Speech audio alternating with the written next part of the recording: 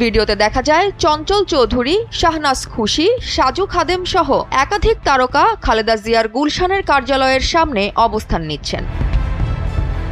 মানববন্ধনে উপস্থিত ছিলেন বলে সে সময়ের ফুটেজ ও প্রতিবেদনে যাদের নাম উঠে আসে তাদের মধ্যে রয়েছেন চিত্রনায়িকা নিপুণ, তারানা হালিম, পীযূষ বন্দ্যোপাধ্যায়, হাসান ইমাম, চঞ্চল চৌধুরী, নাদের চৌধুরী, তুষার খান, জাহিদ হাসান এবং ঢাকা বিশ্ববিদ্যালয়ের অধ্যাপক ওহিদুজ্জামান সহ শতাধিক অংশগ্রহণকারী।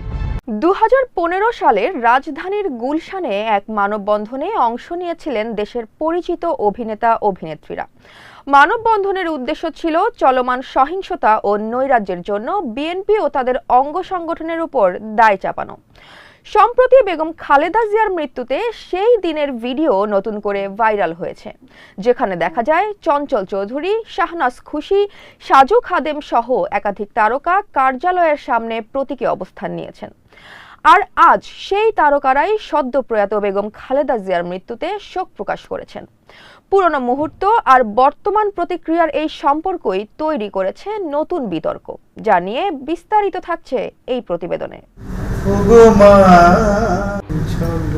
বাংলাদেশের রাজনীতিতে 2015 সাল ছিল এক উত্তাল সময়। অবরোধ, সহিংসতা, দোষারোপ আর পাল্টা কর্মসূচিতে দেশ জুড়ে তখন চরম অস্থিরতা। আর ঠিক সেই সময়েই রাজধানীর গুলশানে সদ্য প্রয়াত বিএনপির চেয়ারপারসন বেগম খালেদা জিয়ার কার্যালয়ের সামনে ঘটে যায় একটি আলোচিত ঘটনা। 2015 সালের 22 ফেব্রুয়ারি গুলশান 2 নম্বর গোল চত্বর থেকে বনানীর কামাল আতাতুর্ক এভিনিউ পর্যন্ত মানববন্ধন কর্মসূচি পালন করেন সাংস্কৃতিক অঙ্গনের একাংশের পরিচিত মুখেরা। তাদের দাবি ছিল দেশ জুড়ে চলমান সহিংসতা ও নৈরাজ্যের জন্য বিএনপি এবং তাদের অঙ্গ সংগঠন দায়ী। এই দাবির প্রেক্ষিতেই খালেদা জিয়ার কার্যালয়ের সামনে প্রতীকী অবস্থান কর্মসূচিতে অংশ নেন তারা।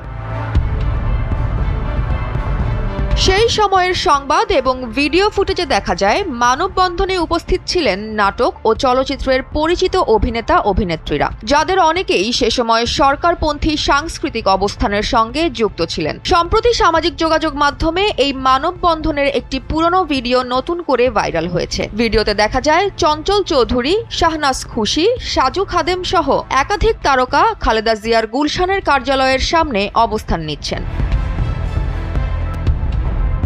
ভিডিওতে তাদের বক্তব্যে দেশব্যাপী সহিংসতার দায় বিএনপির উপর চাপানোর চেষ্টা স্পষ্টভাবে উঠে আসে। এমনকি সেই সময়ের হতাহতের ঘটনাগুলোর তালিকা তুলে ধরে দোষ চাপানো হয় বিরোধী দলের দিকে। অন্যদিকে বিএনপি ও তাদের সমর্থকদের অভিযোগ ছিল তৎকালীন আওয়ামী লীগ সরকারের আমলে মরহুমা বেগম খালেদা জিয়া নানা রাজনৈতিক নিপীড়নের শিকার হন। একাধিক মামলায় বছরের পর বছর কারাবন্দী থাকতে হয় তাকে। তবে সমালোচকদের মতে সেই সময়ে দেশের রাজনৈতিক বাস্তবতায় সাংস্কৃতিক অঙ্গনের একটি অংশ ক্ষমতাসীনদের অবস্থানের সঙ্গে খোলাখুলি যুক্ত হয়ে পড়ে, যার প্রভাব গিয়ে পড়ে রাজনীতির পাশাপাশি সমাজ ও সংস্কৃতির পরিসরেও।